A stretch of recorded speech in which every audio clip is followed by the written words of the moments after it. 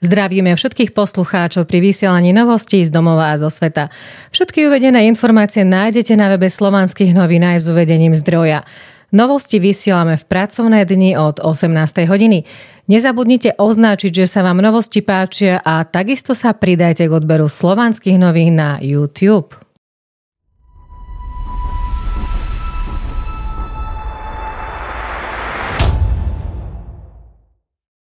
Na Slovensku začali pôsobiť špeciálne tímy na monitorovanie mučenia a zlého zaobchádzania na miestach, kde sa nachádzajú osoby obmedzené alebo pozbavené osobnej slobody. Vytvorili ich Kancelária verejného ochrancu práv, Úrad komisára pre osoby so zdravotným postihnutím a Úrad komisára pre deti v rámci Národného preventívneho mechanizmu proti mučeniu. Slovensko podporuje integráciu Gruzínska do Európskej únie, skonštatoval štátny tajomník rezortu diplomácie po rokovaní s veľvyslancom Revazom Bešidzem. Slovensko bude naďalej vynakladať 2% hrubého domáceho produktu na obranu v súlade s dikciou Severoatlantickej aliancie, ubezpečil minister zahraničných vecí Juraj Blanár. Krajina má podľa neho záujem o povojnovú obnovu Ukrajiny. Ivan Korčok po vzore Eduarda Hegera kampaňuje po univerzitách. Dá Filozofická fakulta v Nitre šancu aj iným prezidentským kandidátom Jánovi Kubišovi, Štefanovi Harabinovi, Petrovi Pellegrinimu, Martinovi Daňovi? Predseda výboru Národnej rady Slovenskej republiky pre kultúru a médiá a poslanec za Slovenskú národnú stranu Roman Michelko v súvislosti s mimoriadnou schôdzou k odvolávaniu ministra vnútra Matúša Šutoja Eštoka v rozhovore pre E-Report skonštatoval, že ide o absolútny cirkus. Upozornil, že na odvolanie ministra je potrebných 76 hlasov a nestačí nadpolovičná väčšina prítomných poslancov. Preto podľa neho opozícia nemá šancu ministra odvolať. Prinášame vám vyjadrenie Štefana Harabina k osobe špeciálneho prokurátora Daniela Lipšica. O tom, že Lipšic nemohol zákonným spôsobom získať previerku na prísne tajne, svedčí aj to, že ako advokát pravidelne vynášal informácie zo spisov médiám. Túto prax si zachoval aj po príchode na špeciálnu prokuratúru, kde začali unikať informácie zo spisov v miere, ako história nepamätá. Nabralo to také absurdné rozmery, že médiá mali rozhodnutia skôr ako procesné strany. Lipšic spolu so svojím podriadeným prokurátorom vykonštruovali aj trestné stíhanie Fica, Kaliňáka a Gašpara, ktorí mali tvoriť organizovanú skupinu zverejňujúcu informácie o údajnej daňovej kriminalite Kisku. Lipšic, aby zakryl trestnú činnosť Kisku, vyrobil neexistujúcu trestnú činnosť organizovanej skupiny, na základe ktorej začalo aj ich trestné stíhanie. Kiska ako na potvoru si však nedávno vypočul rozsudok, ktorom ho súd za daňový podvod uznal vinným. Úrad pre reguláciu na čele s nominantami Matovičovo-Hegerovo-Ódorovho režimu rozhodol o dvojnásobne vyššej cene za plyn pre slovenské domácnosti na budúci rok. Sakové ministerstvo hospodárstva zdražovanie odmieta. Stabilné ceny elektriny a plynu pre domácnosti boli prioritou celej vlády. Preto sme spoločne s ministerstvom financií, predsedom vlády a predsedom parlamentu vyrokovali riešenie, ktoré vláda bude môcť už o týždeň predstaviť. Považujem za veľmi neštandardné, že sú slovenské domácnosti dnes zbytočne stresované rozhodnutiami, ktoré reálne nevstúpia do platnosti. Ľudia nemusia mať obavy. Dodržíme sľuby, ktoré sme dali pred voľbami a ceny energií neporastú, povedala ministerka hospodárstva Denisa Saková. Na neonatologickom oddelení univerzitnej nemocnice Luisa Pastöra Košice zaviedli novinku, ktorou výrazne redukujú odber krvi u novorodencov. TASR o tom informovala hovorkyňa UNLP Monika Kryšková. UNLP zakúpila na oddelenie prístroj, ktorý umožňuje výrazne zredukovať odobratú krv dieťaťa na ďalšie vyšetrenia. Namiesto 1,5 ml krvi vedia to isté vyšetriť z objemu 0,03 ml. Podľa nemocnice to znižuje záťaž pre samotného novorodenca a samotný odber je tiež pre neho menej bolestivý. Z programového obdobia rokov 2014 až 2020 treba vyčerpať do konca tohto roka skoro 2 miliardy eur, uviedol minister investícií Richard Raši. Celková alokácia predstavuje 4,5 miliardy eur, v prípade nevyčerpania hrozí prepadnutie týchto peňazí. Minister vnútra Matúš Šutaj Eštok ostáva vo funkcii.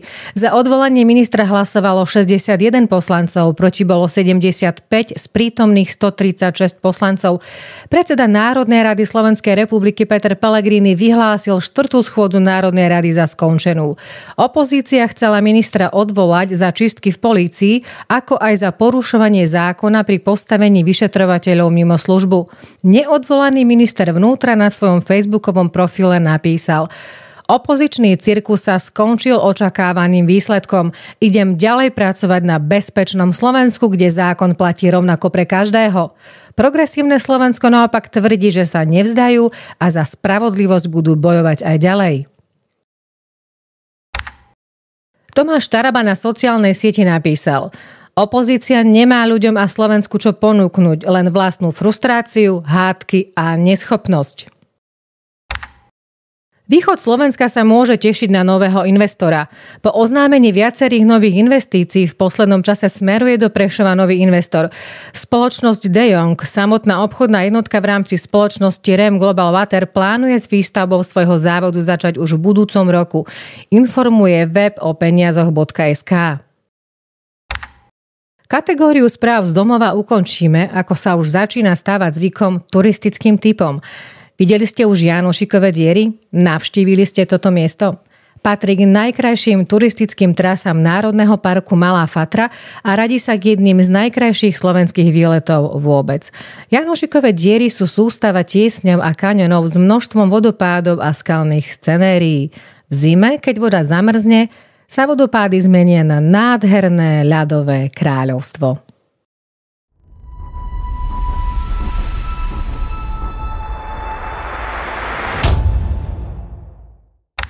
Francúzsko chce zakázať fajčenie na plážach, parkoch a lesoch, ako aj iných priestranstvách. Izrael sa musí pre vojnové zločiny páchané v pásme Gazy postaviť pred medzinárodný súd, vyhlásil turecký prezident Erdogan počas telefonátu s generálnym tajomníkom OSN Antóniom Guterresom. Očakáva sa, že vedúca agentúra OSN dohliadajúca na potravinovú a poľnohospodársku politiku vydá v najbližších týždňoch plán, ktorý vyzve Západ vrátane Ameriky, aby dramaticky znížil spotrebu mäsa. FAO zverejní plán svojho tzv. Globálneho potravinového systému počas nadchádzajúceho klimatického samitu COP28 v Dubaji. Dokument odporúči národom, aby nadmerne nekonzumovali mäso, aby obmedzili svoju spotrebu v rámci širšieho úsilia o zníženie emisí skleníkových plynov. Emisie z potravinového systému si zaslúžia miesto v hornej časti tabuľky popri energetike a doprave, keďže predstavujú približne tretinu emisí skleníkových plynov a 40% metánu, pokračoval. Európska únia vyčlenila na výcvik ukrajinských vojakov ďalších 194 miliónov eur. Celkový rozpočet Európskeho mierového nástroja tak dosiahol 255 miliónov eur. Rusko je v súčasnosti najvýznamnejšia hrozba pre európsku bezpečnosť, vyhlásil český prezident Petr Pavel počas prednášky na škole NATO Defense College v Ríme. Pápež František zo zdravotných dôvodov zrušil plánovanú cestu do Dubaja. V stredu však absolvoval týždennú generálnu audienciu vo Vatikáne, no stále sa necíti dobre. Má zápal na pľúcach, ktorý mu spôsobuje problémy s dýchaním. Saudská Arábia bude hostiť Expo 2030 v Riade. Tomio Okamura povedal: na veľkej väčšine Ukrajiny nie je vojna, jazdia tam na dovolenky.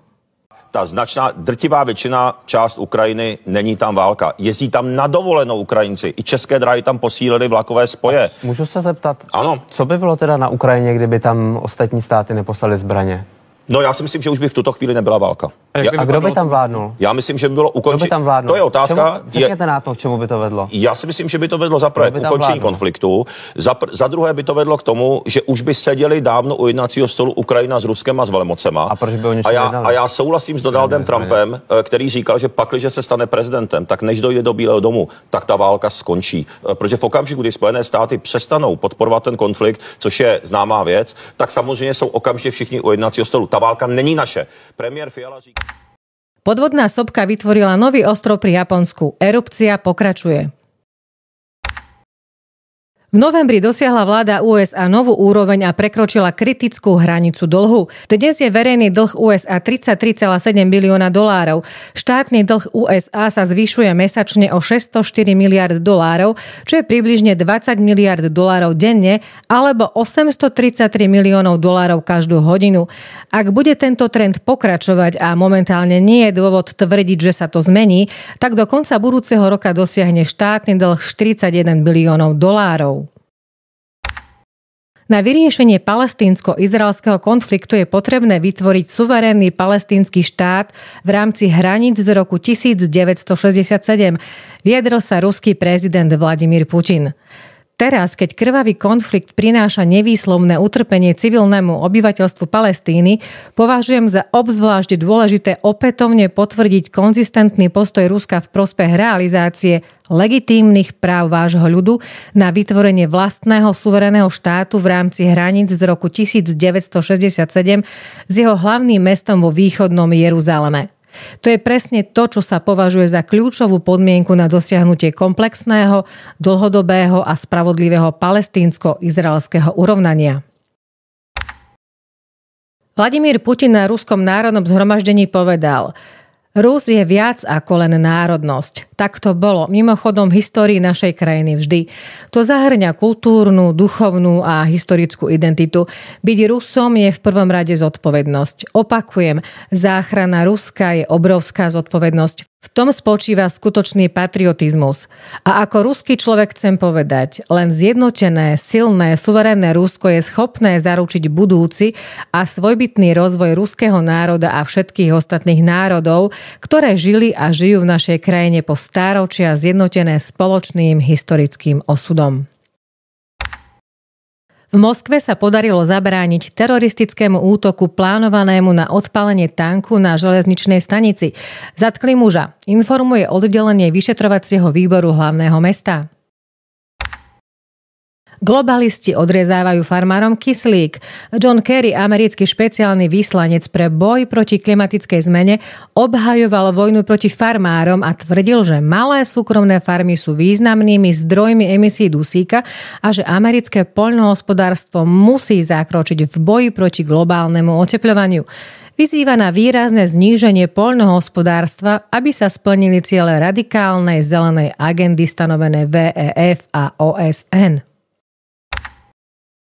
Istá štúdia, ťažko povedať, či cielená alebo išlo o základný výskum, prišla s prekvapivými výsledkami. Deti vychovávané dvomi otcami sú šťastnejšie než v tradičných rodinách. Nás by zaujímalo, akú tradičnú rodinu mali výskumníci na mysli, funkčnú alebo dysfunkčnú. Lebo toto podľa nás mení celý pohľad na výsledky danej štúdie, ktoré môžu podsúvať myšlienku, že tradičná rodina je nepotrebná. My ale vieme, že spoločnosť je taká, aká je rodina. A rodina je taká, aká je žena. Aký máte na to názor vy? Tucker Carlson povedal: hovoriť pravdu za každých okolností je prejav slobody. Ale jako právní a kulturní záležitost nemůžete trestat lidi za to, že říkají pravdu. Tečka. Jinak se stanete říší lží. V každém smyslu, jak v doslovném, tak v duchovním, to je prostě pravda. A pokud vám vládnou lidé, kteří aktivně nenávidí pravdu a kteří žijí jen pro živočišné vzrušení z toho, že tak činí, žijete v temné době pod vládou velmi temných lidí. Elon Musk navštívil Izrael. K tejto návšteve už vznikli aj karikatúry. Jednu z nich vám prinášame. A recipročne Hamas pozýva Elona Muska do Gazy, aby bol svedkom masakrov a ničenia, ktoré Izrael spôsobil v pásme Gazy. Včera sme vám v novostiach priniesli správu o tom, že bol pokus otraviť manželku riaditeľa ukrajinskej rozviedky ťažkými kovmi. Ukrajina vyhlásila, že za týmto pokusom stojí Rusko. Dmitrij Peskov, hovorca Kremľa, okomentoval vyhlásenie Kyjeva o zapojení Moskvy do otravy Budanovej manželky. Kyjev obviňuje Rusko zo všetkého, dokonca aj z jeho existencie. To je bežné. Hodnotenie reformy maďarskej justície a maďarská hrozba veta pre finančný balík na pomoc Ukrajine spolu nesúvisia. V Bruseli to uviedla podpredsedníčka Európskej komisie pre hodnoty a transparentnosť Viera Jourová. Maďarská vláda vynakladá veľké úsilie na naplnenie očakávaní a veľmi intenzívne komunikuje s Európskou komisiou, reagovala.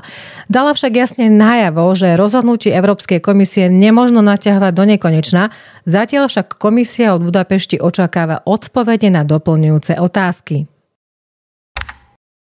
Európska únia musí zvládnuť migráciu, ak sa chce vyhnúť prudkému nárastu krajnej pravice v celom kontinente, vyhlásil líder Európskej ľudovej strany Manfred Weber.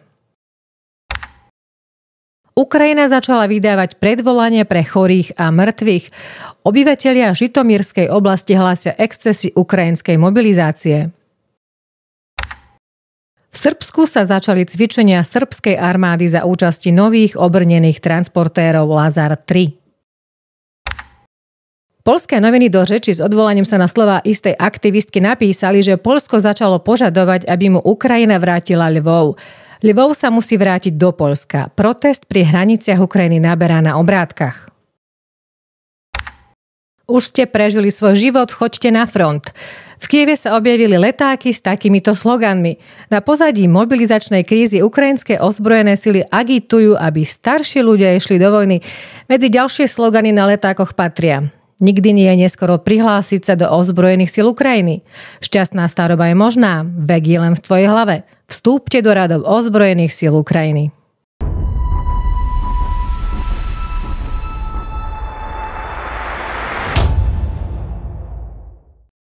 Pouličné osvetlenie, ktoré je zdraviu škodlivé. Obyvatelia USA si všímajú nepriaznivé účinky nového pouličného osvetlenia na ich zdravie a kvalitu spánku. Ukázalo sa, že tieto stožiare vyžarujú elektromagnetické žiarenie porovnateľné s 5G väžami a to spôsobuje vážne poškodenie zdravia. Poznáte teóriu o tom, že svetu vládnu sionisti? Hlavný prúd má z toho srandu, vraj ide o čistú konšpiráciu. My vám ale prinášame video, v ktorom uvidíte novozvoleného prezidenta Argentíny. Samozrejme, žiadne tajné židovské sprísahanie s cieľom ovládnuť vlády rôznych krajín neexistuje. Čo myslíte?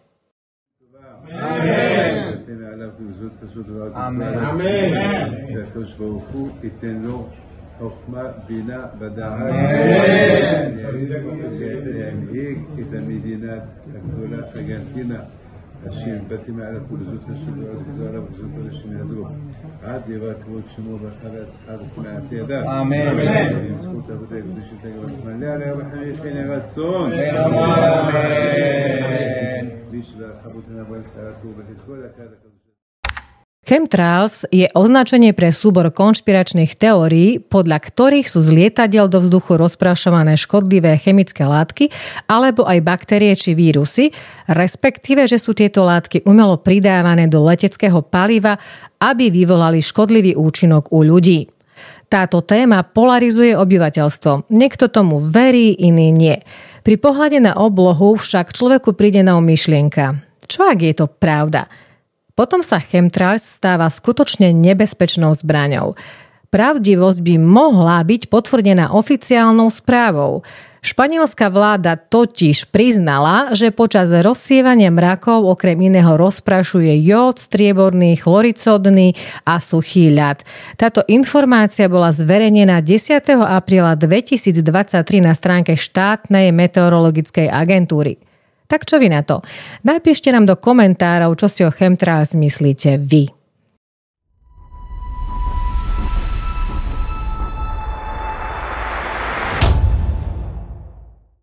Určite ste zachytili v našich slovanských textoch slabiku ra.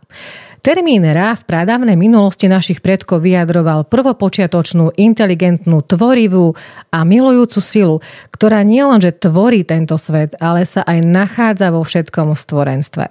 V prírode, rastlinách, stromoch, v horách a lesoch, v jazerách, riekach a moriach, v rybách, vtákoch, zvieratách, aj v človeku. Sme tvorení a živení touto prvopočiatočnou, inteligentnou, tvorivou a milujúcou silou, ktorú pokojne môžeme vnímať ako život samotný, alebo silu život udržujúcu. Ak sa s týmto vedomím pozrieme na slová, ktoré nesú túto informáciu, príde nám úplne prirodzené, že slová brat a sestra ju v sebe majú, pretože v istom zmysle sme si všetci bratmi a sestrami, keďže sme stvorení touto silou. Napríklad slovo radosť vyjadruje pocit, stav mysle, keď cítime, že tej Ra máme dostatok, lebo Ra je dosť. Ráno je radostným vyjadrením novovznikajúceho dňa. Ra sme si vysvetlili. N vyjadruje naše. Známe našim predkom, aktívna časť energií tvorenia, jestvujúce sama o sebe. A O vyjadruje cyklickosť neustáleho tvorivého pohybu, Božia štruktúra transformovaná do nižšej reálnosti, mnohorozmernosť. Krása, krasota. K vyjadruje zjednocovanie sa s vesmírom, ako hore, tak aj dole. Vznik, vyjasnenia, vyjadrenie, odrazenie. Koncovka sa je potvrdením prvopočiatočného. A koncovka ta potvrdzuje činy v správnom smere. Alebo také slovo kráľ. To vyjadruje. K zopakujeme. Vyjadrenie, zjednocovanie sa s vesmírom ako hore, tak aj dole. Vznik vyjasnenia, vyjadrenie, odrazenie. Ra, prvopočiatočná, inteligentná, tvorivá a milujúca sila. Ľ, ľudia, ľudina, smerujúce k ľuďom. Tu si môžeme všimnúť, ako veľmi sa mnohí králi minuli svojmu poslaniu, presne tak, ako dnes mnohí poslanci a politici. Kráľ má byť úroveň vedomia, nie vládca alebo majiteľ. Pozorujte slová, vedome ich pozorujte a rovnako vedome ich vyslovujte, lebo vedomý muž, vedomá žena používa slová ako nástroj na tvorenie. Potrebujeme však hovoriť a tvoriť vety zo slov vedome. Potom si všimnete, že Ra sa prejavuje aj v slovách ako žiara, zrak, vrava, brána, obrana, hora, hraná, hranica, práca alebo rabuta. Pracuj, rabotaj, strava, viera, miera, pradedo, prababka a tak ďalej. A viera vo vás vám pomôže nájsť pravdu. Radujte sa zo života, hrajte sa a vytvárajte krasotu všade, kde ste. Pamätajte, že Ra je svetlo, prvotné živé svetlo, svetlo pravdy, v ktorom bol zrodený život. Keď máte radosť, máte dostatok Ra. Radosť je cesta poznania. Aj dnešné novosti sme tvorili s radosťou a veríme, že ste si v nich našli množstvo krasoty. Naša viera nám vraví, že sa počujeme zajtra. Brat a sestra. Poskytnuté informácie nájdete na stránke www.slovanskenoviny.sk. Rovnako si nás môžete vypočuť aj vo forme podcastov na platforme Hertis, Apple Podcast, Spotify alebo na stránke somslovan.sk. Viac bleskoviek si prečítate na telegrame Slovanských novín. Zdravie vám, Slovania.